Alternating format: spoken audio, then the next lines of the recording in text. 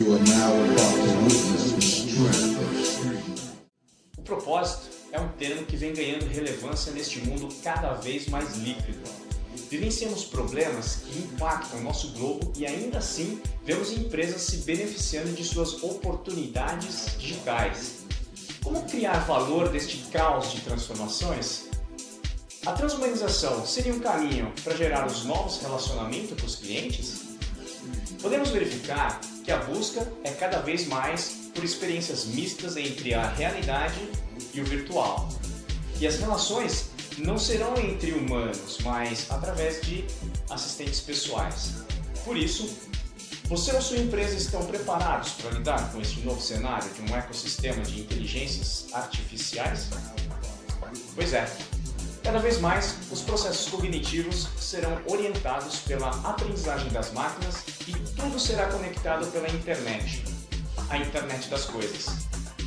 Talvez a sua dúvida seja como monetizar em um mundo cada vez mais sem moeda, ou como gerar renda em um mundo sem emprego. Se o que eu falei bagunçou a sua mente, então seja muito bem-vindo à Expert Innovation Summit 2030, o primeiro congresso e fórum transhumanista do Brasil, 100% online e gratuito. Serão 11 trilhas que vão explodir a sua mente. Participe do fórum e vamos juntos levar inovação para todos. Aprecie agora um dos nossos protagonistas e nos vemos na próxima.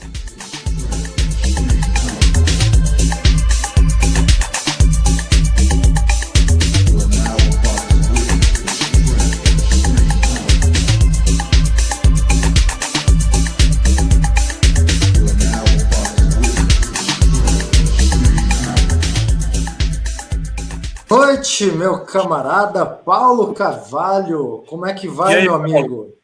Boa noite, amigos. Tudo bom? Boa noite a todos aí que estão assistindo. Obrigado aí pela honra de participar do Groselha, né? 11º, 11 é um número cabalístico. Sabia disso? É um número sagrado na antiga, na escola de mistérios maiores do Antigo Egito. Olha aí. Tá vendo? E o meu aniversário também, 11 de maio, né?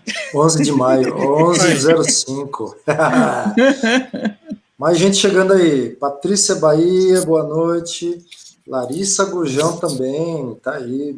Grande Larissa. Finalmente consegui assistir o Groselha. Aí. Forte abraço, Irã e Thiago, muito bom. A Larissa da CIB. Maria Campos também está por aqui já chegando, boa noite. Mas vamos lá, né? Então... Paulo Carvalho, vamos falar sobre o Expert Innovation Summit. Explica aí para nós.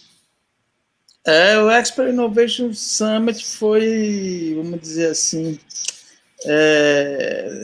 foi aí uma inconsistência nossa em querer ver a opinião dos executivos, né, C-levels, a opinião deles sobre a sociedade 5.0, né? Como a tecnologia está influenciando e gerando aí esse movimento transhumanista, esse movimento dataísta, e como eles olham isso, né? Como é o olhar do executivo, não somente o olhar da transformação digital da empresa, mas o olhar para a sociedade, né? Porque as empresas entregam valor para a sociedade, então se você não vê para onde a sociedade está indo, como é que você pode gerar uma evolução digital na sua empresa? Então, a gente tentou trazer esses executivos para um evento de uma ótica um pouquinho diferenciada. Aí nós criamos o fórum, esse fórum que é o Expert Innovation Summit, que começa amanhã, às 9 horas, a primeira entrevista. E dá para a galera se inscrever ainda, Paulo? Tá, cara, hoje é o último dia, né? Você pode entrar aí no link aí abaixo aí que o Irã está. A produção tá. Opa, aí, ó. Já pode se inscrever e participar e vai ter acesso a isso. É do dia 25 ao dia 3 de setembro, todos os dias, entrevista às 5, às 3 e 8 horas da noite. E quantos milhões de dólares custa, Paulo? Quantos milhões de dólares custa? Uns 2 ienes, né? Não dá nem um centavo. É de graça, meu. Paga pelo chat. É gratuito. É de graça. 2 olha ienes aí, é beleza. sacanagem, né? O ien, 2 ienes realmente tende a zero. Ah, mas é muito bom. Agora, Paulo, você falou um negócio aí, movimento dataísta. Que é isso? Explica para nós aí, cara. O movimento da Thaís, eu posso dizer assim, que ele consiste no seguinte: ele entende que o universo ele consiste num fluxo de dados, né? Todo o universo é um fluxo de dados, e o valor que qualquer fenômeno, né, ou entidade, ele só pode ser determinado pela sua contribuição no processamento de dados. Então, ele quer dizer o quê? Que tudo é fluxo de informação. E essa questão do fluxo de informação, ela gera coisas interessantíssimas. Por exemplo, no Silicon Valley, o dataísmo já está se transformando numa religião. Aí, se vocês quiserem saber, a gente pode discutir por que o dataísmo está se transformando numa religião. E o Thiago deu a grande deixa, né, na entrada do Valerie da Apple, né? O Thiago já deu a grande deixa aí para a gente poder posicionar por que o dataísmo está se tornando uma religião. E Paulo, e aí, onde é que isso conecta com o transhumanismo? Então, porque é transhumanismo, cara? Existe aí tem uma conexão total, porque se você for analisar o dataísmo, nada mais é do que fluxo de informações. O que é? As pessoas entendem que o mundo, todo o universo, ele não passa de fluxo de informações, ou seja, são algoritmos, né? Nós temos algoritmos bioquímicos, nós temos um algoritmo bioquímico e tem um algoritmo digital, né?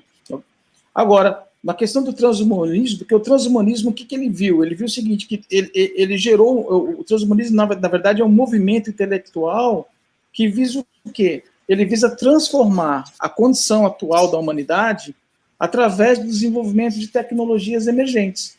Para quê? Para aumentar, né, as capacidades intelectuais, as capacidades físicas e as capacidades psicológicas de toda a humanidade. Então, o transhumanismo é um movimento que acompanha essa que eu chamo, no meu livro que eu escrevi em 2004, eu chamei de A Metamorfose Digital da Humanidade, que é o quê? É a transformação do algoritmo bioquímico para um algoritmo digital. Ou seja, a evolução da espécie, né? Então, o transhumanismo entende o quê? Que a espécie está transmutando para um outro tipo de espécie que é baseado o quê? No fluxo de informações. Uhum. É pesado, né? Mexe com um monte de certezas que muitas pessoas têm, né? Porque no final disso eu estava vendo uma palestra do Harari, ano passado, quando ele veio aqui para o Brasil, e dentre as coisas muito interessantes que ele falou, ele tocou no seguinte ponto, que a humanidade, isso sem falar lá do Homo Deus, né? Mas assim, a humanidade tem que estar preparada para começar a pensar no sentido de que há um novo conceito de vida. Aliás, o que é vida? Então, a vida precisa ser somente orgânica a partir do momento que a gente criar uma inteligência artificial autoconsciente, ligada em rede. Isso tem... a partir do momento que ela tem ciência da existência dela, você pode se entender que é uma vida também, só que inorgânica, né? É um negócio maluco, né, esse negócio.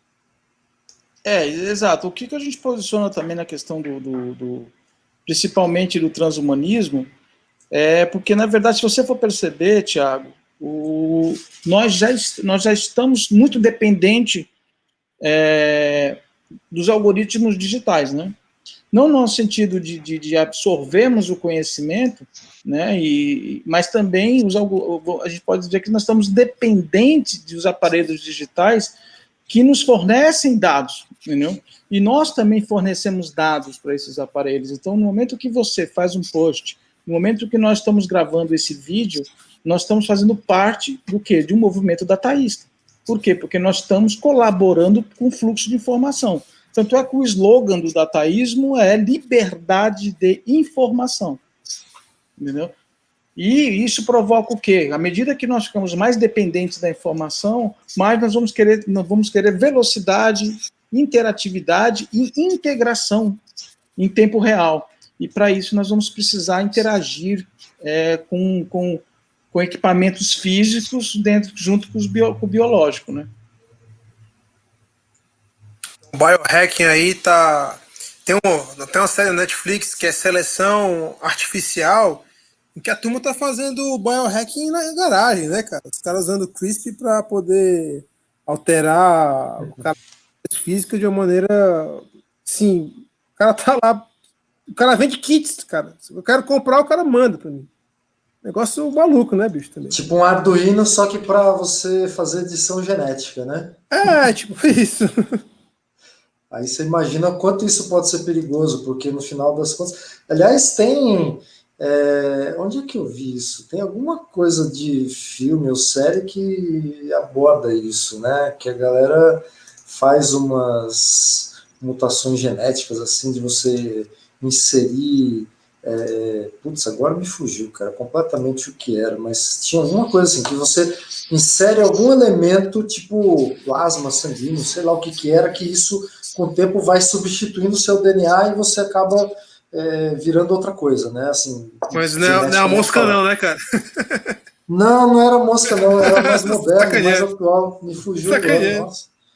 Mas não, a mosca é um pouquinho mais diferente, né? Uma coisa meio doida lá, enfim, relacionado com teletransporte, né, cara? Será que isso é possível também, né? Mas vamos uma vez que você consegue ter uma pessoa... Aliás, dentro dessa visão, né, até a gente estava falando um pouco sobre isso, né, da história de você ter, por exemplo, esse movimento todo para a colonização de Marte e o próprio tempo para você chegar lá, né, que são 9 meses de viagem apenas, né, fora as janelas para você poder viajar. Então, um ciclo de ida e volta dura em torno de uns 5 anos, né, mais ou menos, que é justamente você ter a janela adequada para poder fazer essa viagem até Marte, dentro da movimentação dos astros todos, dos planetas, você ter Marte e o planeta Terra mais próximos, chega até lá 9 meses. E aí a cada, acho que 25 meses, mais ou menos, né, que você consegue ter de novo essa proximidade. Então, para você conseguir fazer com que essa viagem de volta aconteça de forma tecnicamente viável, você precisa minimamente, depois dos 9 meses, passar lá 2 anos e alguma coisa, necessariamente, para poder retornar, né? Então, isso tudo faz o quê? Exige necessariamente que você tenha condições biológicas e até ambientais de sobreviver ao longo desses 2 anos e pouco em um lugar que, teoricamente, você consegue criar uma bolha, né, que seja, onde você seja alimentado, nutrido, né, com condições adequadas à sobrevida humana. Mas será mesmo que isso é possível, né? Uma vez chegando lá, e se der alguma coisa errada? Como é que faz, né? Tem algum tipo de implante a ser feito? Algumas coisas viajam assim nesse eu entendo, sabe o que eu entendo, Irano? Eu acho que o avanço, às vezes eu fico pensando, será que a colonização de Marte é mais uma moda do que realmente uma necessidade? Porque se você analisar a evolução da tecnologia, né, se a gente for ver a curva exponencial, há uma grande probabilidade de, logo depois que a gente visitar Marte, a gente pode fazer, por exemplo, um upgrade de consciência. Se isso acontecer, não há necessidade de você, não há necessidade de você estar lá biologicamente, você pode estar lá habitando através de um robô. Entendeu? Quando a interface cérebro-máquina, com uma interface, exatamente. A Neuralink está trabalhando muito nesse sentido, né, do Elon Musk, com esse implante que eles estão propondo aí para você conseguir escutar música. No fundo, a gente sabe que não é música que eles querem, né? No fundo, é você realmente fazer a conexão sem a necessidade direta de você ter fone de ouvido ou aparelho. que isso agilizaria muito o processo de integração com a rede social, com e-mail e com outras coisas. Então, é interessante a gente discutir isso, porque, por exemplo, se nós continuarmos com esse processo de aquecimento global, existe a possibilidade de não aumentar 1,5 graus, 2 graus, mas dependendo, se for começar a atingir as nuvens, por exemplo, e começar a diminuir as nuvens, esse valor pode ir para 8 graus. Se chegar a 8 graus, algumas cidades vão ficar inabitáveis, como Miami, né? Rio de Janeiro. E nessa situação, para onde é que você vai? Você vai para o subterrâneo. Né? Então, subterrâneo aqui, subterrâneo em Marte é a mesma coisa, concorda? Uhum. Teoricamente, sim. Então, essa corrida espacial, eu acho que ela envolve mais o avanço, esse processo de evolução das máquinas, da inteligência artificial, que vai permitir que a gente comece a explorar outros planetas, mas com máquinas. E, inclusive, eu acredito que se existe objeto voador não identificado, não seria um humanoide. Era um robô que visitaria o nosso planeta, não um marciano, entendeu? Agora tem um ponto que eu gostaria de falar com vocês sobre essa questão do dataísmo, né? A gente... que é super legal, que está... Por que eu falei de religião, né? No começo eu falei de religião, né? Porque é o seguinte, o Thiago falou, nós temos aí 5, 6 players que estão dominando as informações do mundo, né? O que nós chamamos hoje de absolutismo dataísta, né? Eu vou ter, por exemplo, vamos pegar um deles, só para a gente poder esclarecer para o pessoal que está assistindo. Hoje, se nós formos ver as redes sociais hoje, eu vou fazer só uma amostragem aqui para vocês verem. O Facebook hoje, ele tem 2 bilhões 603 milhões de usuários no mundo. Mensais. 2 bilhões 603 milhões de usuários. O YouTube tem 2 bilhões, o WhatsApp tem 2 bilhões, o Messenger 1,3 bilhões, o WeChat 1,2, o Instagram 1,082 bilhões e o TikTok 800 milhões. Olha que interessante. O Facebook ele foi lançado em 4 de fevereiro de 2004. Então, ou seja, 16 anos, concorda? Uhum. Então, vamos lá. Se um menino de 10 anos, em 4 de fevereiro de 2004, começou a acessar a rede, hoje ele tem 26 anos, concorda? Certo. Então tá, se olhar por uma amostragem somente do Facebook, tá?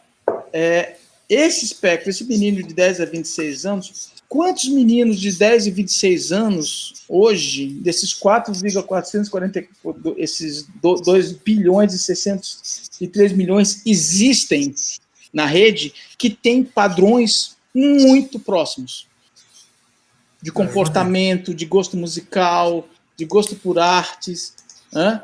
por opiniões políticas, né? Por opções sexuais. Vocês concordam que tem um padrão muito elevado de pessoas que têm comportamentos muito próximos? Então, vamos pensar assim, se eu tenho hoje, por exemplo, meninos de 15 anos, de 10 a 15 anos de idade, que estão usando o Facebook, hoje não usam, né? Hoje eles usam mais o Instagram, por isso que o Facebook comprou, não é besta. TikTok. E TikTok, TikTok já não dá, porque aí tá do lado de lá.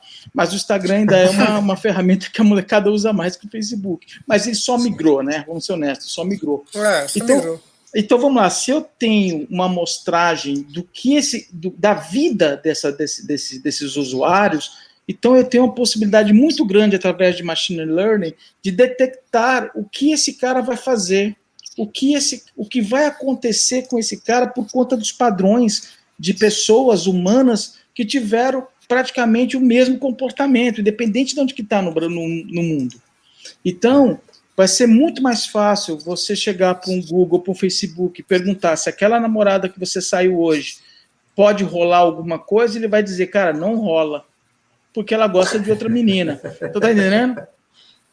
Isso Quando isso começa a acontecer, quando a inteligência artificial está próximo disso acontecer, ele começar a dizer, olha, cara, não vá para esse caminho, vá por esse, porque pelos padrões, né? O que vai acontecer? Você vai deixar de pedir opiniões, de se pedir consolo para um outro ser humano para começar a perguntar para a inteligência artificial. Porque ela vai te garantir resultados mais exatos do que as pessoas que acham que te conhecem. Porque eles te conhecem muito mais do que a pessoa que está do seu lado, às vezes morando na sua casa. Então, no momento que você muda a confiança de um humano com a inteligência artificial, você substitui alguns aspectos até religiosos. Por exemplo, em vez de você se confessar na igreja ou por um pastor, é melhor você falar com a inteligência artificial que ele vai ter mais certeza do futuro do que eles.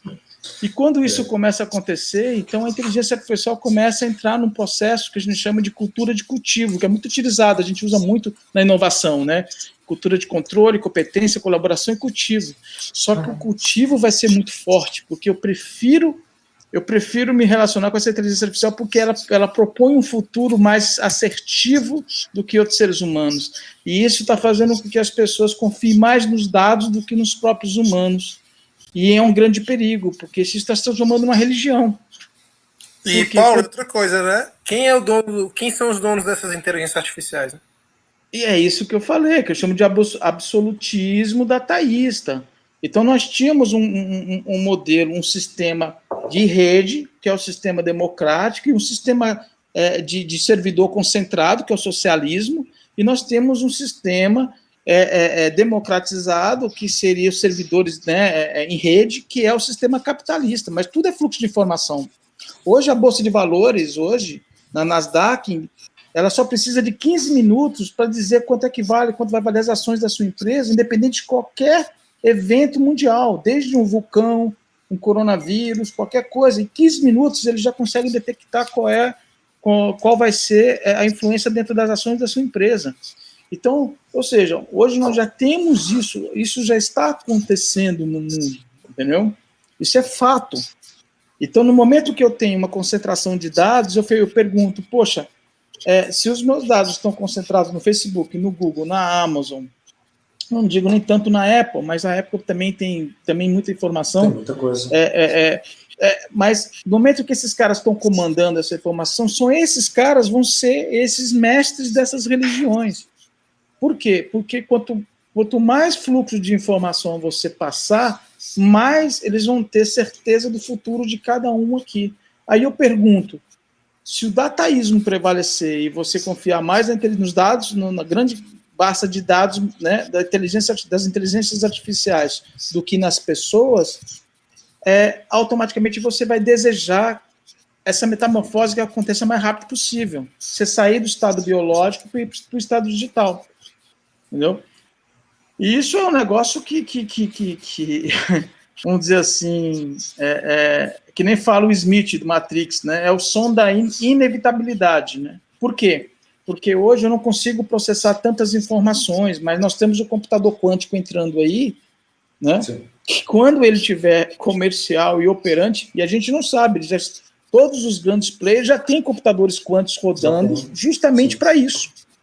Porque quando o computador quântico estiver rodando, esses dados vão ser ridículos. Um sistema o Gray, que é um supercomputador da IBM, que é utilizado no Departamento de Meteorologia de Londres, ele faz mais de 2 trilhões de operações matemáticas por segundo. Nós estamos falando aí de um poder de processamento que é capaz de, dependendo dos padrões e dos dados colocados, conseguir descobrir coisas que você nunca imaginaria do seu futuro.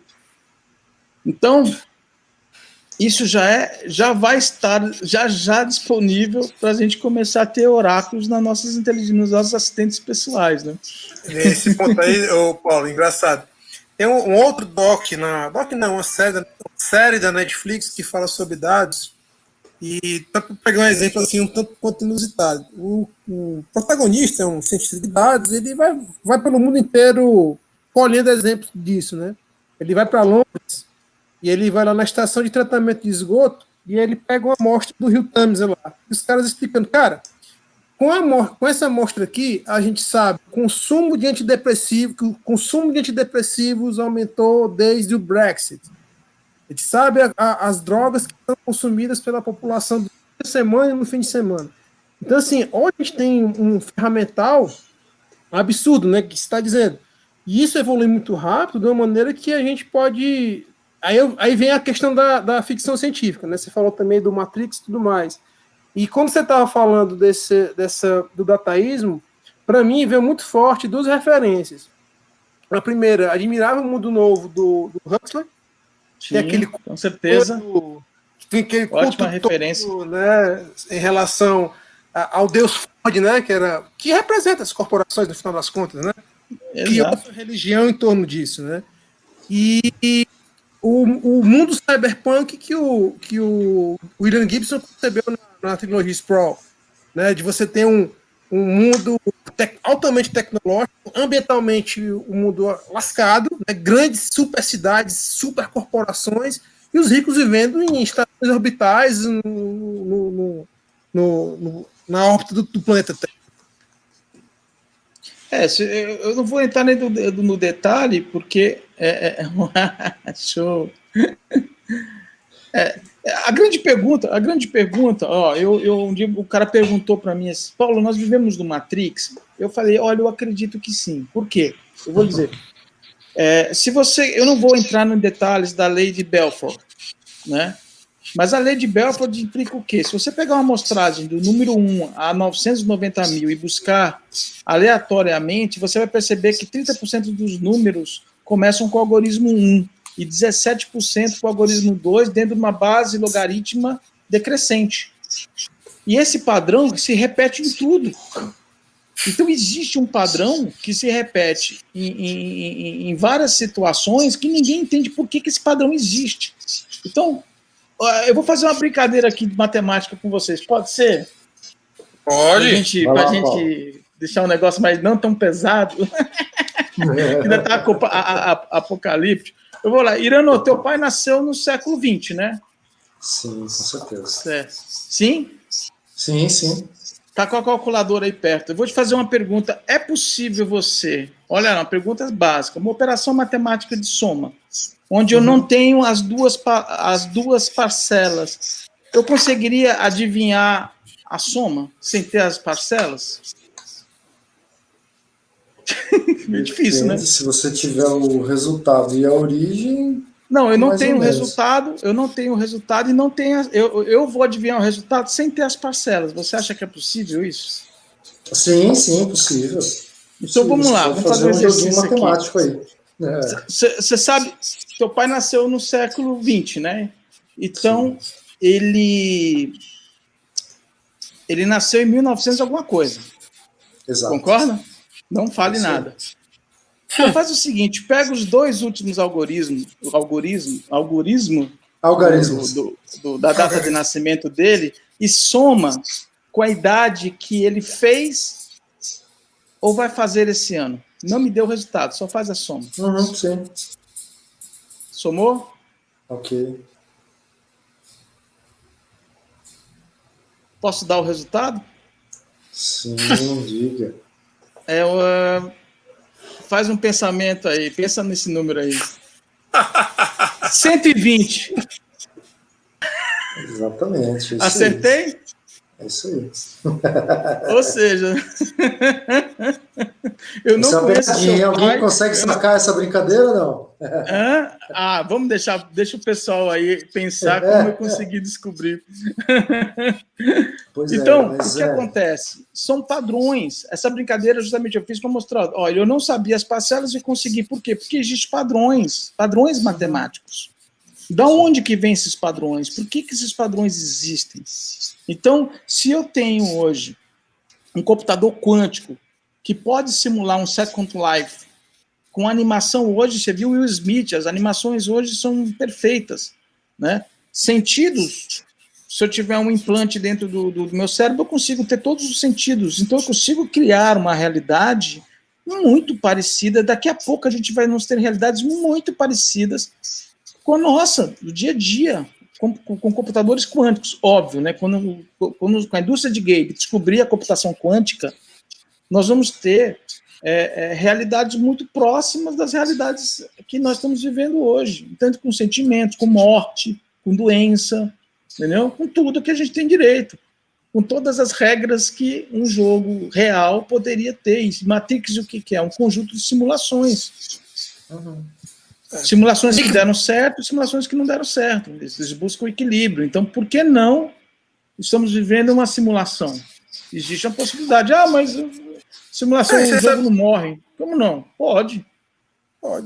Aí você sabe, tem o Nick Bronston, que é um filósofo inglês muito famoso e também é um dos ícones aí na pesquisa de superinteligência artificial. Fala, isso que você falou, temos uma grande possibilidade de estarmos vivendo uma simulação computacional, até porque a gente só consegue perceber 4 dimensões, né? Pois é. Ainda tem isso. A gente é limitado, Olha, né? Biologicamente ainda, né? E inclusive, você vê, até a viagem interplanetária é uma coisa totalmente ilusória para a gente, totalmente fora do comum. Eu estava conversando com um amigo meu e falei assim, bicho, mas se a gente conseguir ir a 10% da velocidade da luz, porque as naves têm que ser pequenininhas, né? Para poder chegar à velocidade da luz, você não tem que ser nave, tem que ter uma vela gigante com uma nave pequena, com microsensores. E outra coisa, se eu passar por Alpha Centauri, que é a estrela mais próxima, aí ele perguntou para mim, tudo bem, Paulo, você é 10% da velocidade da luz, que foto tu vai tirar? Porque como é que você vai desacelerar? Você vai passar batido. Que feio, né, cara? Então não faz sentido você fazer uma viagem. Tanto combustível que você precisa ter para conseguir frear isso, né? Não tem como você frear. Você vai passar batido numa velocidade tão grande que você não vai conseguir tirar nenhuma foto. Então e a Enterprise, cara, como é que fica nisso? Hã? E a Enterprise, como é que fica nisso, né? O reator de dobra. Pois é, cara. Ele vai ter que fazer uma curva, né? Eu acho. Né? Então no buraco ele abre um buraco de minhoca, né? Um buraco de minhoca. Porque, cara, assim, é impossível, né? Então, assim, tudo foi feito para que a gente não descubra o que foi feito, né? Então, você não consegue avançar muito, né, nessas propriedades. Mas parece exatamente que o ser humano ele tá se desenvolvendo para deixar de ser biológico. Isso aí é fato. Isso aí está acontecendo. E Paulo, 2 perguntas. Uma primeira. O que vai definir daqui para frente o que é ser humano? E segundo, dentro disso tudo, onde é que fica o propósito? Boa pergunta. Primeiro, o que vai ser o ser humano? O ser humano ele vai ser um ser integrado, digital, né? Porque não vai fazer sentido ele ter algoritmo bioquímico, porque nós já percebemos a fragilidade nossa, não precisa falar nada. O coronavírus chegou e falou assim: olha, vocês são muito fracos, né? Eu sou um pequenininho vírus aqui e já fiz esse estrago com vocês. Imagina se eu realmente chegasse com uma mortalidade de 90%, o que seria de vocês? Então, toda a camada, assim, toda a comunidade científica já está olhando e falando assim, não, gente, biologicamente nós estamos muito preocupados, porque se aparecer alguma coisa pior do que isso, pode extinguir boa parte da humanidade. E se, por exemplo, for um meteoro, também é outra situação que nem essa. Então, nós temos que partir por uma estrutura física mais adequada para a sua sobrevivência da consciência humana. É isso que eu acho que é interessante. O que tem que sobreviver é a consciência. O que é a humanidade? O que é a consciência humana? Para que nós vivemos? Né? Só pelos sentidos?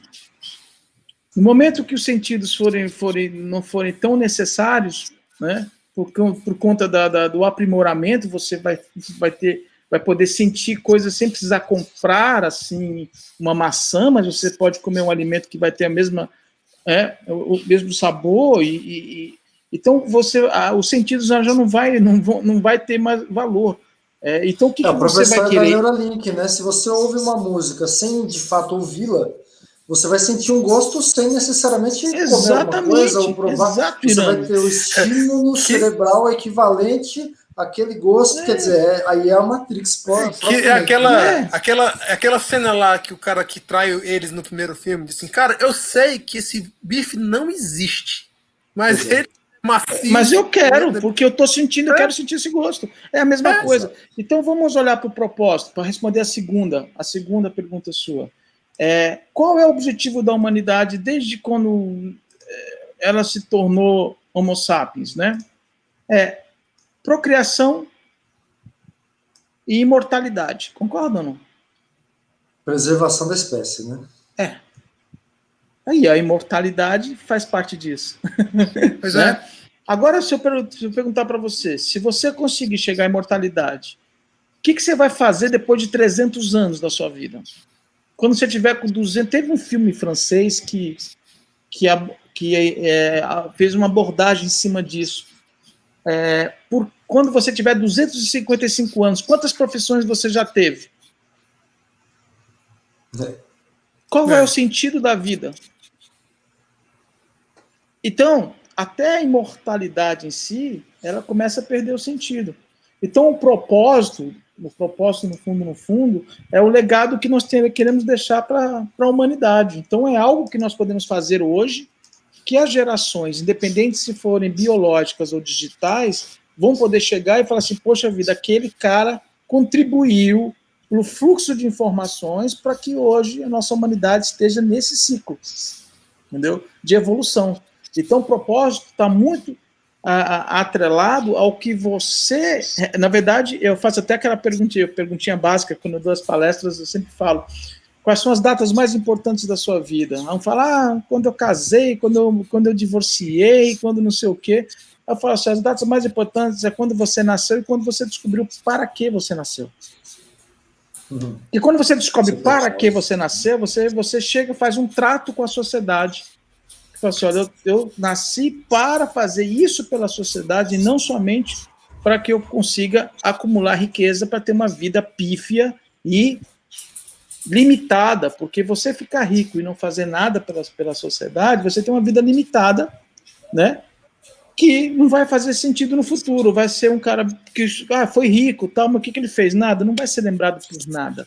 Então a imortalidade também ela está no fato de as pessoas conseguirem colocar dentro do seu DNA a memória de um feito que foi realizado através de um propósito pessoal. Então, se nós pensarmos que a gente tem que, o nosso propósito tem que estar alinhado com essa frase que é o fluxo de informações, obviamente que o nosso propósito tem que estar adequado para a nova realidade, né? Nós vimos eu vi uma palestra do Ray Kurzweil antes da pandemia, que é legal, que ele diz que quando nós estivemos em 2100, hein? Daqui a 80 anos, ele diz que nós vamos estar tão cibernéticos, com tantos dispositivos eletrônicos, né, e uma confusão do que é sintético e do que é biológico, que as pessoas que queiram estar 100% biológicas, elas vão viver em pequenos zoológicos. Ou seja, eu quero ser totalmente biológico, eu não quero ter nenhum chip, não quero ter nada. Tudo bem, tem lá uma cidadezinha dos anos 60, com hamburgueria, Elvis Presley. Quer viver naquela cidade? Cara, eu quero morrer naquela cidade. Então, tá. Parque temático quase, né? É um parque temático onde você vai para lá e vive aquela sua vida humana, biológica, nas suas limitações humanas, né? E e acabou. É uma opção sua que você vai ter. E vai ter os seres humanos que vão ter a opção de ter uma longevidade maior, de ter uma integração com a base de dados, né, mais relevantes, e, obviamente, fazer parte de um sistema muito mais integrado, né, de dados. Inteligência coletiva, né? Que eu espero que a inteligência artificial, que o desenvolvimento artificial, ela tenha uma ética de não somente da sobrevivência da espécie humana, mas a sobrevivência de todo o planeta, né? Porque independente de se nós virarmos máquina ou não, se o planeta quiser reequilibrar, ele destrói a máquina também. Não está entendendo? Porque o planeta, ele si já é um fluxo de informações, né? E se o planeta fizer parte de um matrix, então quem estiver jogando e for o arquiteto da plataforma pode brincar até com essas evoluções que nós estamos desenvolvendo. Então eu vejo que a humanidade pode estar indo justamente para isso. Ela evolui tecnologicamente para poder desenvolver um cenário artificial, né, que vai contemplar a grande liberdade de descobrir que a gente vive num ambiente também de simulação. Então você só consegue entender uma simulação se você desenvolver outra idêntica, que é o que nós estamos fazendo.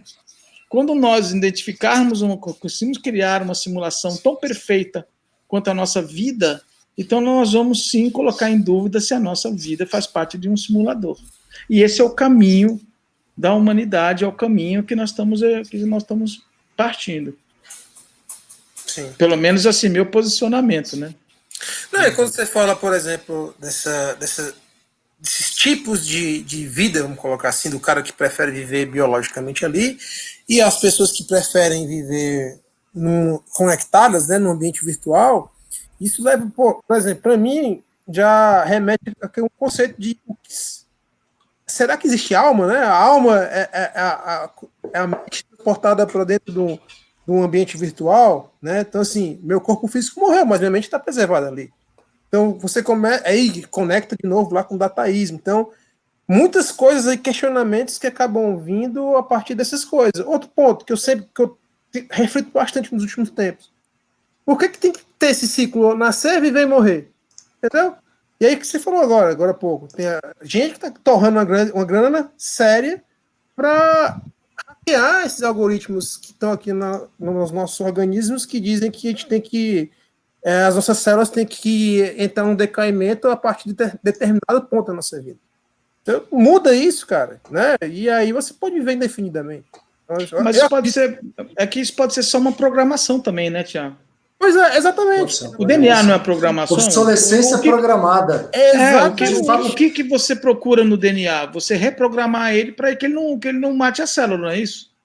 Exatamente. Não é como é que chama?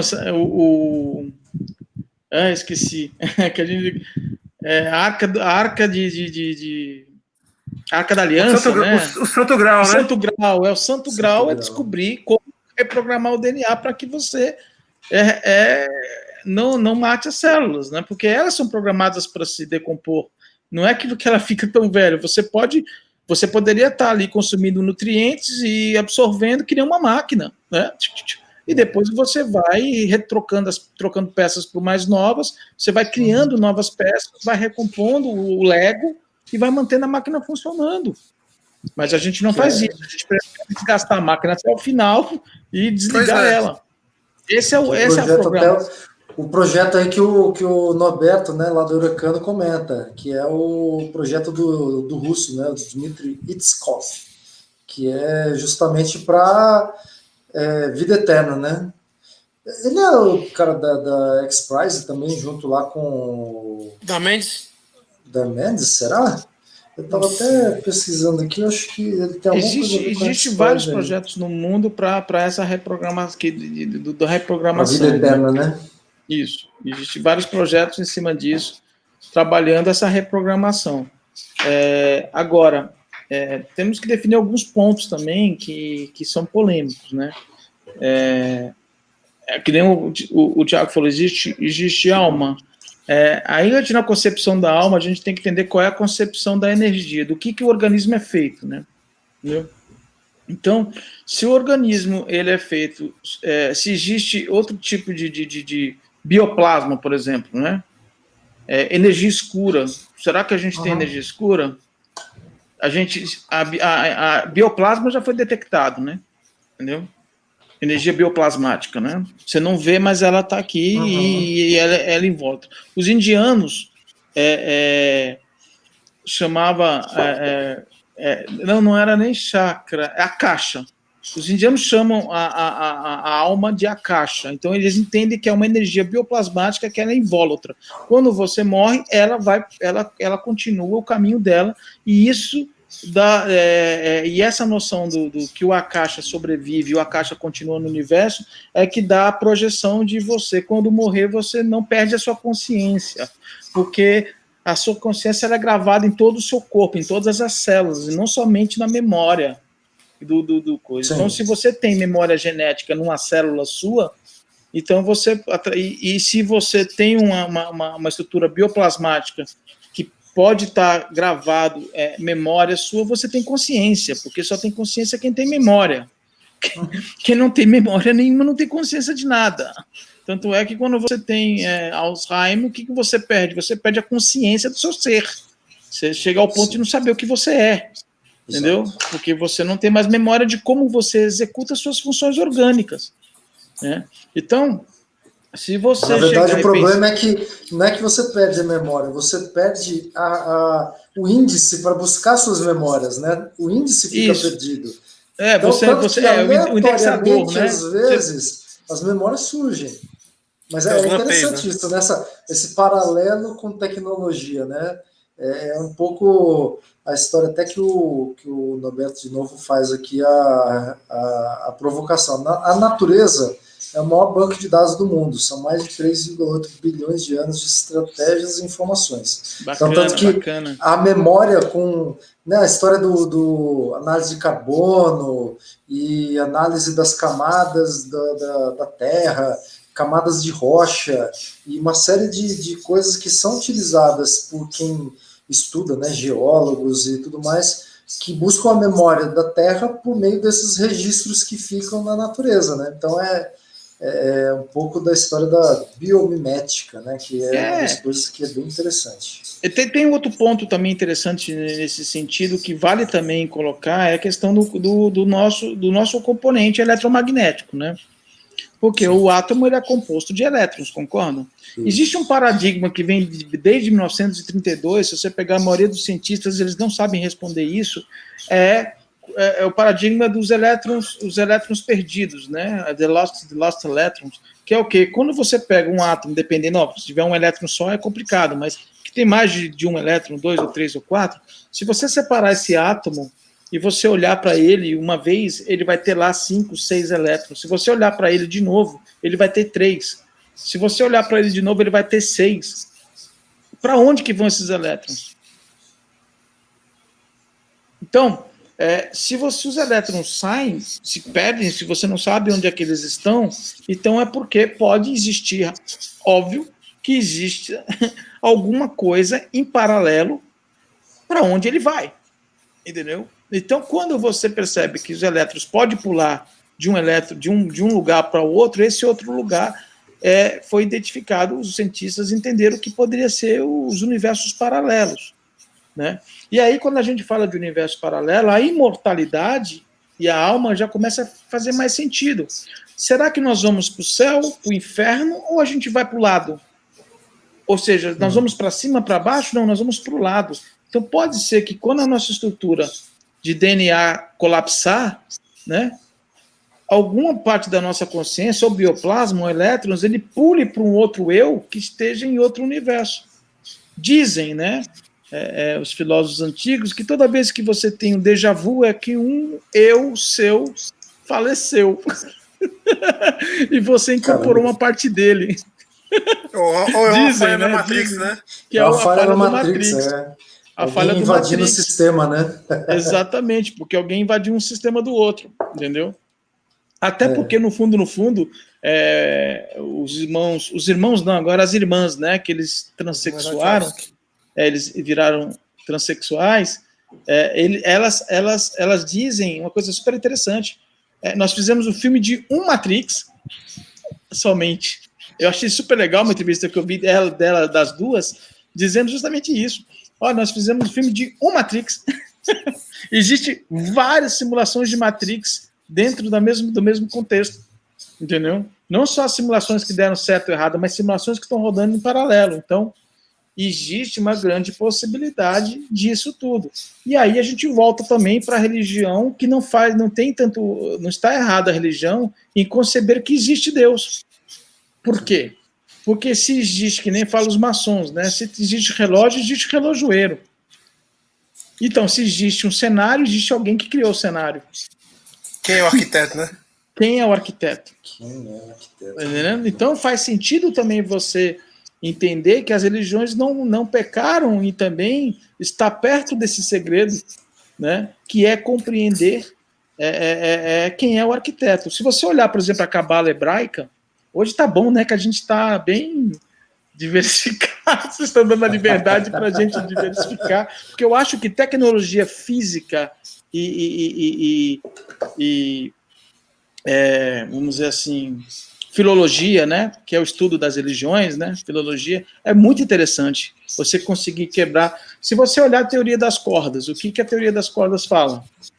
A teoria das cordas diz que, na verdade, não existe não é a menor partícula não é um ponto, né, é um fio, né, é uma corda que vibra, né, e que você tem ali 10 estágios, 10 dimensões, parece que descobriram a 11ª agora, que é justamente o portal, a passagem para o outro universo. E a teoria das cordas diz que tem 11 dimensões. Se você olhar a Cabala hebraica, por exemplo, ela diz que você tem 10 sefirás, e a ponta da árvore da vida na Cabala hebraica é Keter, que é o rei. É aquele que arquiteta, é aquele que controla todas as sefiras. E em cada sefira, é óbvio que a Cabala hebraica fala num contexto mais místico, né, de anjos, né, de outros seres, mas no fundo, se você olhar a Cabala e olhar a teoria das cordas, elas são totalmente correlacionadas. E nós estamos falando, né, de duas coisas super... Desculpa, Paulo, no final das contas são duas linguagens de programação, né? Exato. É isso que a gente tenta. Quando a gente está falando do dataísmo, quando a gente fala do transhumanismo, existem umas pessoas que não compreendem, que entendem, esses caras são malucos, esses caras estão achando que são doidos, que nós vamos virar robôs, não é nada disso. O transhumanismo é um movimento científico que ele estuda justamente isso. Ele vai lá na filologia, ele vai na arqueologia, e ele vai nas tecnologias emergentes e na concepção de como o humano vê a coisa, como a natureza do humano funciona, porque a tecnologia ela também influencia na mudança da natureza humana. E o transhumanismo estuda isso. Será que a mudança é benéfica para a consciência, para o sentido e para o propósito das pessoas? Vou dar um exemplo. Se o designer agora do Google Glass e do Apple Glass, eu não sei qual é o óculos que eles estão propondo aí, a gente já vai para uma interface visual, né? Muitos defendem que a interface visual não faz sentido, que o ideal é a comunicação oral com o computador, né? Que é os assistentes pessoais. É melhor natural, você conversar, né, com o computador do que você manipular teclas, digitar, tal. Eu não sei, eu ainda desconfio que a gente vai precisar trabalhar com as duas, tanto falar quanto também movimentar em holografia alguma coisa. No momento que essa interface no óculos, eu não preciso nem ir para o implante ocular, estou falando só do óculos. Se eu conseguir gravar tudo que está acontecendo comigo, inclusive tem um episódio do Black Mirror que fala justamente isso, eu vou ter gravado tudo que aconteceu durante o dia, durante o mês, durante a semana. O que isso provocaria nos casamentos, por exemplo? Já pensou se chegar à noite e você chegar para a tua esposa, eu não sei não, você está saindo muito de manhã, eu queria dar uma olhadinha no teu vídeo diário. Isso implica, né? Isso vai implicar um fator novo na natureza humana, que é a desconfiança, né? A incredibilidade, vamos dizer assim, a necessidade de você romper com o que a gente tem de melhor, né, que é o nosso, como é que eu posso dizer, eu não sei nem o termo que a gente pode usar agora, mas assim, como é que quando a gente protege, eu esqueci a palavra. Vamos lá. Esqueci a palavra totalmente, fugiu aqui. É porque a minha memória é memória de político, é uma vaga lembrança.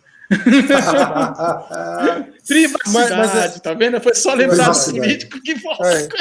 A minha privacidade. Então, você se envolver com a privacidade dos outros, porque você tem condição de acessar isso, é uma mudança de natureza, concorda? Sim. Então, o que se implica? O Roberto Bé fala, Black Mirror, isso gerou uma treta no casamento mesmo, né? Essa história de você ter o registro, esse registro acessível para consulta futura, né? Não, mas aí também é legal essa pauta, porque lança também na mesa a questão, porque da mesma forma que outros tipos de comportamento são modificados com isso tudo, também. Esse episódio do Black Mirror é isso, né, cara? Exato. Mas, enfim, vê aí o pessoal falando... Solte spoilers aí, vai. Vamos lá, o resumo aí, a galera que não viu, me desculpa, vou dar spoiler, mas é o seguinte, não sei se é esse que o Norberto mas... Eu acabei dando spoilerzinho, né? Inclusive foi gravado em São Paulo esse episódio. Não sabia disso, não.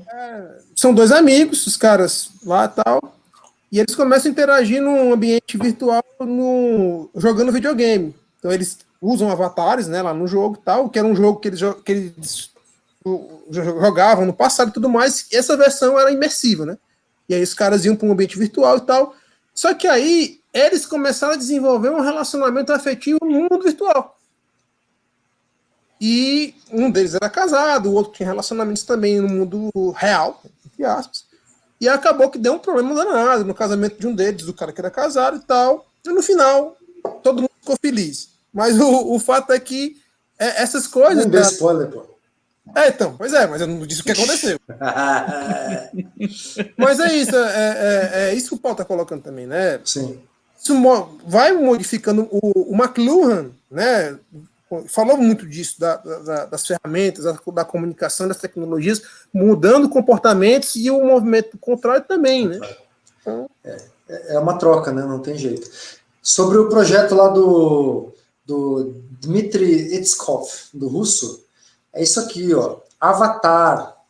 É meio uma mistura de... como é que chama aquela outra série da Altered Carbon, né? Onde você tem lá o Avatar A, né? A primeira fase da coisa. O projeto chama 2045, 2045 Initiative. Entre 2015 e 2020, uma cópia robótica do corpo humano controlado remotamente via BCI. Não sei agora o que é o BCI. De 2020 até 2025, um avatar no que o cérebro humano é transplantado no fim da sua vida. Olha aí, que coisa doida. Que é exatamente o que fala o Altered Carbon, né? Você tem o transplante de consciências e todo seu registro... Isso. Desde que a sua cabeça não seja destruída, né? E aí, o seu último backup, né? Exatamente, a fonte principal dos seus dados. Entre 2030 e 2035, um avatar com uma um cérebro artificial em que a personalidade humana é transferida. Então, primeiro é a transferência do cérebro, depois a personalidade, e aí entre 2040 e 2045, um avatar completo, né? Aí ele chama de hologram-like aqui, mas enfim, você na realidade transfere tudo, né, para uma coisa virtual e a pessoa existe de forma virtual. Então Capaz, muito doido isso. O Kurzweil não está errado em achar que em 2100 isso está totalmente comercial no mundo inteiro, né? São 55 anos até lá, né? Mais um comentário em relação a isso, voltando aí para o Altered Carbon, é que só quem tem acesso a essa tecnologia de pontos para trocar quantas vezes de corpo quiser, ter N clones, escolher ricos, qual né? corpo você quer. São super ricos. Lá tem o SUS dos caras, que assim, cara, tu vai trocar de corpo? Vou dar um spoiler também. Isso é óbvio, né? Isso é óbvio. Tem uma senhorinha que habita o corpo de um motoqueiro grandalhão, assim, sabe? Então, e tem a discussão de religião também, porque a mãe dessa senhora é puta da vida com ela, porque isso fere a a religião dela pode passar de um corpo para outro. Então, tem esses questionamentos que afere um monte de coisa, sexualidade, afere um monte de coisa.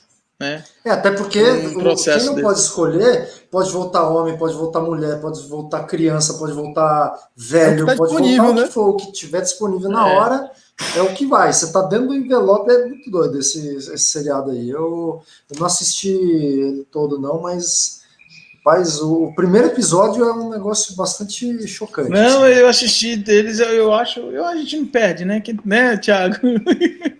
Quem é futurista não perde ficção científica. E eu aconselho as pessoas a assistirem mais ficção científica. Por exemplo, assim, o maior delírio da minha vida, foi quando surgiu aquele telefone da Ericsson, do Philips, lembra? Não sei se vocês se lembram disso. Logo depois do P. Primeiro foi aquele Motorola. O P. 2000, mais ou menos, será? Tinha da Nokia, não, um Motorola desse em 90 e pouco. O P80, como é que é? Eu esqueci agora. PT 120, né? Esse negócio assim, PT não sei o quê.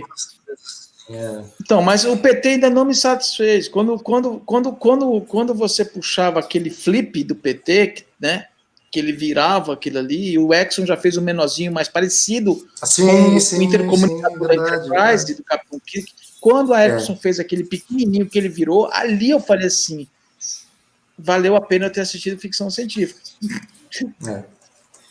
De alguma forma, é até a história, né, que se falou do William Gibson, né? Na realidade, ele não previu o futuro, ele criou o futuro, né? De certa forma, há quem diga que a evolução tecnológica se inspirou na ficção científica, né? E a partir dessas referências foi criando a evolução. Então, quer dizer, até que ponto a ficção ele é... Por isso até que na descrição, né, no início do nosso... na descrição do nosso episódio de hoje, a gente colocou lá que, muitas vezes ficção científica é uma coisa, um gênero relativamente marginalizado, meio desprezado, porque isso é maluquice, etc. E está se vendo que nem tanto assim, né? Muita coisa que vem já desde George Orwell e daí para trás também, Aldous Huxley e etc., o próprio William Gibson. Philip K. Dick. Philip K. Dick também tem muita coisa que acaba, hoje em dia você vê, né, que, cara, não é exatamente como foi descrito, mas muito parecido conceitualmente. Então é legal, ó, o Ranieri ajudou aqui. PT 550 já era mais moderno. Oh, meu Deus do céu. PT 550 já era mais moderno. Tinha uns mais. Tem um amigo meu que foi parar no hospital por causa de um PT 550 quando eu morava em Ribeirão Preto. A namorada dele jogou um PT 550 na cabeça dele, abriu, cara, que ele desmaiou. Mas também, né? Arma branca. StarTAC, eu também era. O StarTAC já é bem mais moderno. Quando eu chego bateria durava o dia inteiro até. Viu, gente? Os meus alunos do curso de gestão de inovação, que a gente ministra lá na Expert, né? Eu sempre falo uma coisa para ele: olha, inovação ela é o ato de transformar algo em obsoleto. Ou seja, ao menos que você faz uma coisa virar obsoleta, você está inovando. Você está entendendo? Agora, o que essa transformação vai fazer com o mundo? Aí que é o bacana. Porque só transformar algo em obsoleto é ótimo. Hoje, antes era MSX, hoje nós temos aí o PlayStation, né? Na minha época era o MSX era uma coisa... Fita cassete. Fita cassete, cartucho, hoje nós temos aí tudo na nuvem, praticamente. Então, assim, olha, tudo se tornando obsoleto mais rápido. Então, no momento que você deixa alguma coisa obsoleta, o que você não pode é impor algo, né? Porque se você for impor uma transformação que não deixe, que não faça com que o que está hoje obsoleto, você não consegue realmente se posicionar no mundo, entendeu? Então você tem que pensar dessa forma. Essa é a minha opinião. Eu acho assim, entendeu? Então, no momento que você tem um objetivo para a inovação, já que a inovação é transformar alguma coisa obsoleta, que essa transformação olhe para a sociedade, para a humanidade, para ver o que melhora. Perfeito. Então, eu gosto muito de falar isso para os alunos, falar assim, gente, inovação é um agente de transformação do mundo. Não pode ser visto se não for dessa forma. Porque se você não vê, se não for dessa forma, você vai cair numa melhoria contínua, simples, né? Ou então você vai cair numa alguma coisa que só gere lucro pelo lucro. Entendeu? Não, e aí você não consegue... E isso, gente, assim, para quem não sabe, o Paulo fala isso com muita propriedade, que foi o primeiro caso, né, Paulo? Você implementou o primeiro caso de implantação da ISO 56002, né, de gestão da inovação. No mundo. No mundo, foi uma coincidência fantástica, né, porque a gente já estava num processo de implementação do sistema de gestão de inovação, e a certificadora internacional, a QMS, da australiana, viu o nosso sistema e falou, caramba, está totalmente aderente a uma norma que ia sair, a 56002, ia sair em julho, eu estou falando no final de 2018, né? Quando nós conseguimos ter a visita da auditoria, ter a carta de recomendação no dia 11 de julho, olha aí, ó, dia 11. Não, dia 11, né, de novo. Estou falando, bicho, 11º programa, é cabalístico esse número, estou falando para você. Façam as coisas no dia 11, que sempre vai dar certo. Então, ó, dia 11 de julho, nós finalizamos a carta, e foi pura coincidência, nós pegamos a carta de recomendação, quando foi no dia 15, isso foi numa quinta-feira, sexta, sábado, domingo, fomos encher a cara, e quando foi segunda-feira, dia 15, eu consegui uma recomendação de uma ISO que nem existia e nem tinha sido publicada ainda, aí quando foi no dia 15, foi publicada na Suíça, e aí foi muita sorte. E o Brasil foi o primeiro país, né? Através desse nosso projeto, foi o primeiro país do mundo a ter a ISO 56002. Antes mesmo do Ceará, né?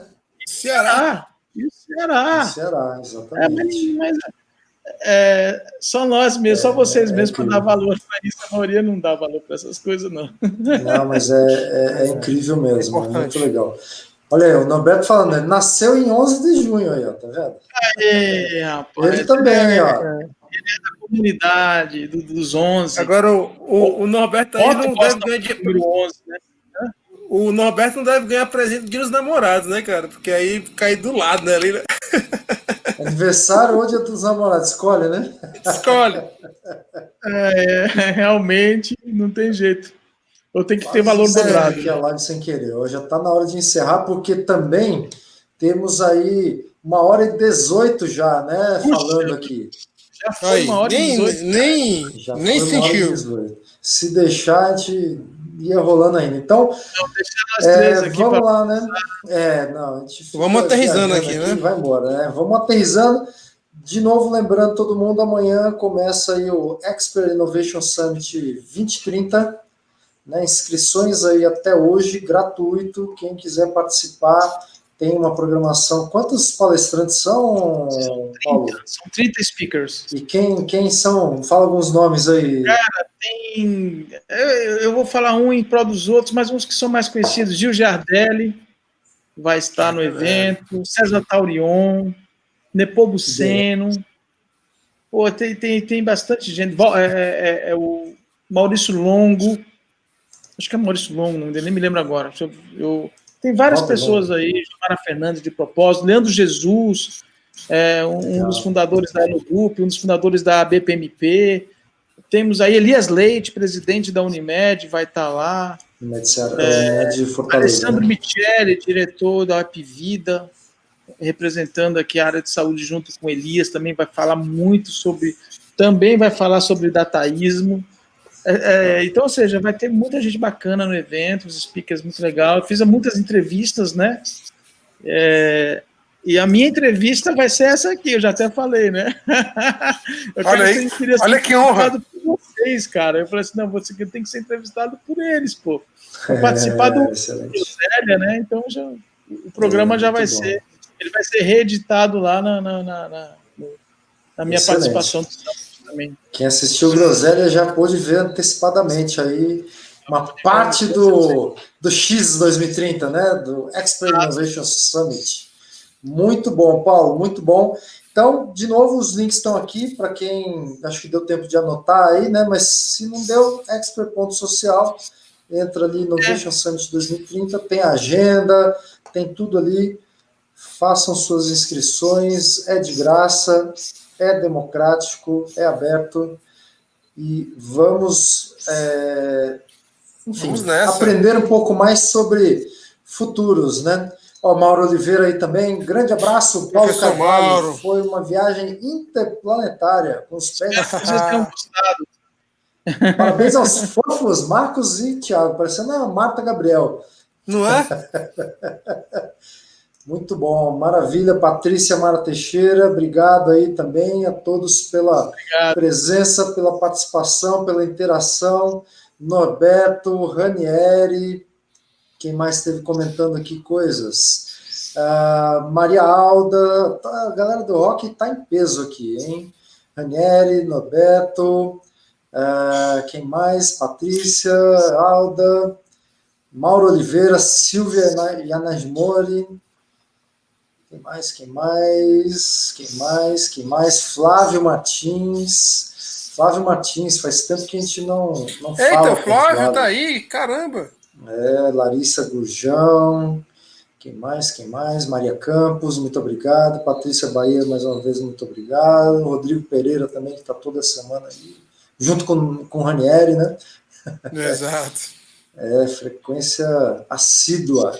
E vamos aos agradecimentos, né, cara? Os nossos agradecimentos, como não podemos deixar de fazer toda semana, temos hashtag aí gratidão. agradecimentos, exatamente. A Instituto Esporte Mais, parceiro nossa, Daiane França, Instituto Iracema Digital pelo apoio de sempre, Sinfonia Filmes também, com a nossa linda vinheta, e ao Paulo Carvalho essa semana, né, super presença aí, né, amigo, parceiro nosso aí, com todas as provocações e iniciativas voltadas à inovação, gestão da inovação, reflexões sobre futuros, com a gente mesmo. Então, muito bem, gente, vamos ver, temos mais 2 últimos comentários aqui. É isso aí, gente. Muito obrigado e até a semana que vem. Tchau, pessoal. Um abraço. Boa semana. Obrigado a todos. Obrigado pela participação. Não vai embora. Eu tenho ainda um recadinho, uma informação importante para você. Eu sei que você acabou de assistir um conteúdo, talvez esteja passando na sua cabeça a seguinte questão, a seguinte pergunta: como eu dou os primeiros passos para poder iniciar uma transformação dentro do meu negócio, dentro da minha empresa? Como eu posso levar um projeto para iniciar essa programação de transformação pela inovação através de uma metodologia, de algo que seja estruturado, mundialmente comprovado? Então, são 8 desafios que você precisa ter em mente. A organização precisa alinhar o modelo mental para entender que inovação a gente precisa pensar um pouquinho diferente. Alinhamento da linguagem. A linguagem deve ser única. A gente usa o modelo de negócio como linguagem padrão. Análise da maturidade. As organizações têm maturidades diferentes, relacionadas às suas culturas. Como é que está a maturidade de inovação da sua organização? 4º passo: incluir a inovação na estratégia organizacional. Como é que a gente faz isso? É importante trazer do futuro as tecnologias emergentes e, através de um método, analisar o impacto destas tecnologias no modelo de negócio. Apoio nas ações iniciais de profissionais que tenham conhecimento sobre a metodologia utilizada. Implantação do iHub, da área que vai cuidar da inovação de forma holística na organização toda e da gestão da inovação. Apoio na certificação, caso a empresa queira, é a cereja do bolo para certificar o seu sistema de gestão alinhado à ISO 56002, chamada ISO da inovação, publicada no mundo em 2019. E, por fim, o 8º desafio, suporte para manutenção do sistema. A ISSI é uma empresa que passou todo esse processo. Dentro dessa implantação, uma das ideias deu origem ao ponto que é um ponto eletrônico digital, e hoje, em menos de 6 meses, a empresa tem 500 clientes ativos em 5 meses praticamente e 10 mil usuários ativos. É um case de sucesso. Aqui as empresas que a gente já gerou valor para essas empresas com a metodologia Expert. Este material explicando basicamente estes desafios, como é que acontece isso, ele vai estar disponível no nosso Instagram. Então você vai acessar @expertbrasil, vai curtir a nossa página e vai pedir este material via direct que eu vou ter o prazer de te mandar. Tá ok? Eu sou Alessandro Pacheco, sou CEO da Expert. Além de consultoria, nós também somos formadores de profissionais e também temos uma franquia onde você pode ser um licenciado e trabalhar aplicando a metodologia Expert reconhecida a nível mundial nos seus clientes, implantando o sistema de gestão da inovação. Um grande abraço, nos vemos na próxima palestra ou na próxima entrevista do Expert Innovation Summit 2030, o primeiro congresso online transhumanista do Brasil. Fiquem com Deus, grande abraço, pense grande, bora transformar. Tchau!